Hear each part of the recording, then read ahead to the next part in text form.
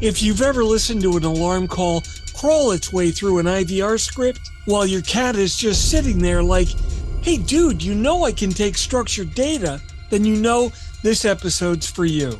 Today we're talking about the new ASAP Direct Connect solution, which is a new version of ASAP that uses the AWS GovCloud and modern API connectivity to move that digital alarm data fast. And it eliminates transcription mistakes and cuts the time it takes to get your units moving. Plus, we're going to talk about real implementation, real timelines, and what might hurt a little bit when you deploy it. That's all coming up next on TiPS, Today in Public Safety.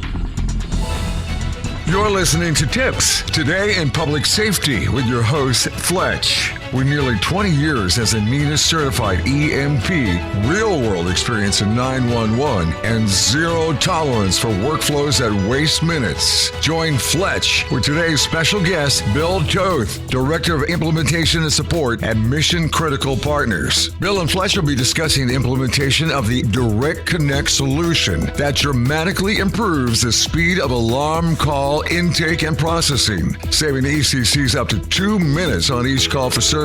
Now, sit back and enjoy today's episode of TiPS, Today in Public Safety. Welcome to TiPS, Today in Public Safety. In this episode of our special InfoCast series on automated alarm processing, we're going to continue the conversation and take a deep look at ASAP, the Automated Secure Alarm Protocol. In episode 1, we talked about why alarms were uniquely painful in the PSAP workflow. And in episode 2, we dug into the protocol history and why structured alarm data needs to get directly into CAD, not trapped in a phone call where it's got to be transcribed. So today, I want to get straight into the how agencies are implementing ASAP, how the AWS GovCloud approach changes the project, and how your PSAP can see real-time benefits when you automate alarm receipt and improve accuracy.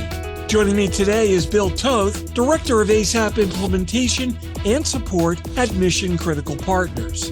Bill, welcome. So if somebody's listening right now and thinking that ASAP is for them, but they need to understand what the lift is going to be, what's that look like and why do agencies pursue ASAP, stated simply? At its core, agencies adopt ASAP to remove friction from alarm dispatch, for faster data in the CAD, fewer errors, and more time for telecommunicators to focus on true emergencies. It actually gives you the opportunity to reduce human error that typically comes with taking address information, alarm information over the phone. And then at the end of the day, to remove stress, again, from the users and the time it takes.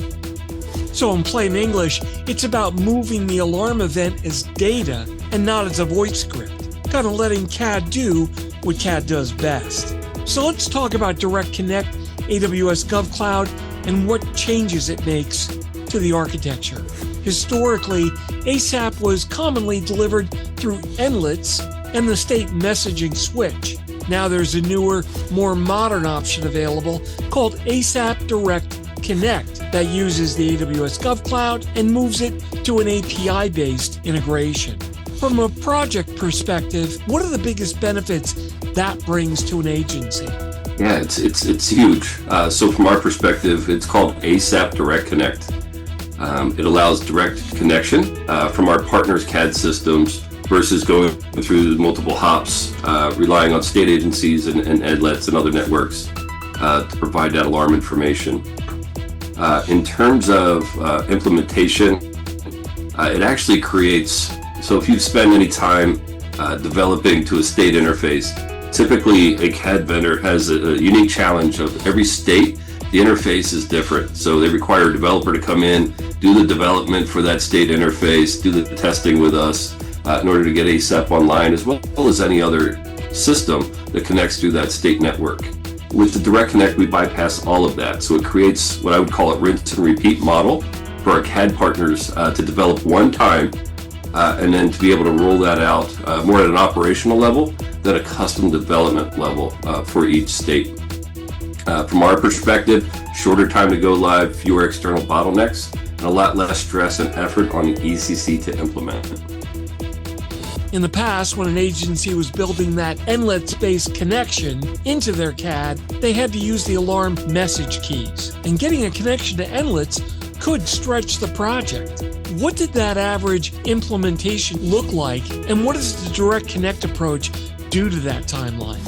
Great question. So a typical implementation for ASAP with our legacy connectivity and process is typically would take about 9 to 12 months. On average, it's about 6 months just to get that connection in through the state to get the other pieces going. Literally, we have a couple things we could do ahead of time, but that development, the customization for every state, and having to pull development resources from other work is painstaking. So from that, between that and everything else that evolves around working through the state piece of it, the Direct Connect again will save us mostly about 6 months per implementation. What about heavy lifts and pain points? Every project has got that as part of the annoying phase. What's the heaviest lift a PSAP can expect when they're integrating ASAP Direct Connect? And what are their pain points? So the process that we have in place today doesn't require much of a lift from the ECC at all. Frankly, if they've got their address data in a standard format and they have that readily available, the heaviest lift that they really go through is the part where we ask specific details on who to call, when to call, and then any other nuances in the data for the address piece that might not make sense, where we just have to set a meeting and go through it with them. Other than that, the process is not painstaking at all for our ECCs, up to and including the training. Okay, reality check time. Even ASAP Direct Connect is not magic. You still need policy, you still need CAD alignment, and you still need security and governance. But if you do all that, what you get is a measurable operational win. Faster alarm receipt, fewer errors, and less time burned on repetitive phone work that does nothing for the outcome. Here's the bottom line.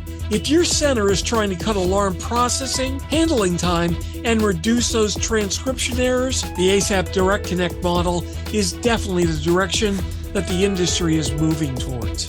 It's modern connectivity, a cleaner implementation path, and a practical way to move alarm events directly into CAD with both speed and accuracy.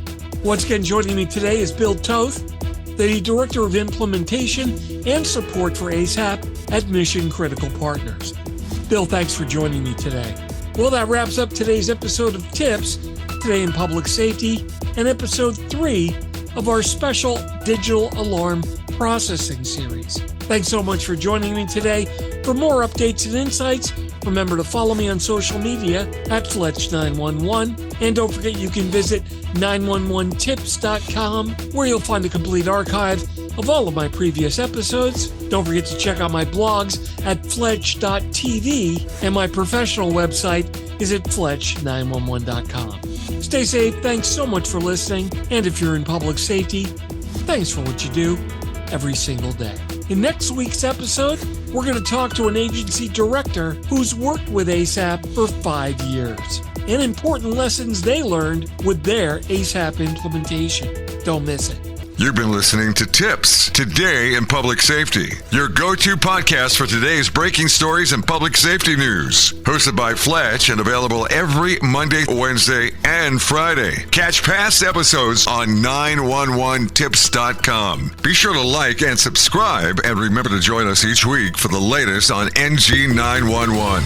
I am Spider Harrison, the official 911 voiceover dude. Catch me on Sirius XM on various channels, including 90s on 9, the 10 spot, and on the Weekend Countdown on Hits 1. Or don't regret it for the rest of your life. Either way, I'm good.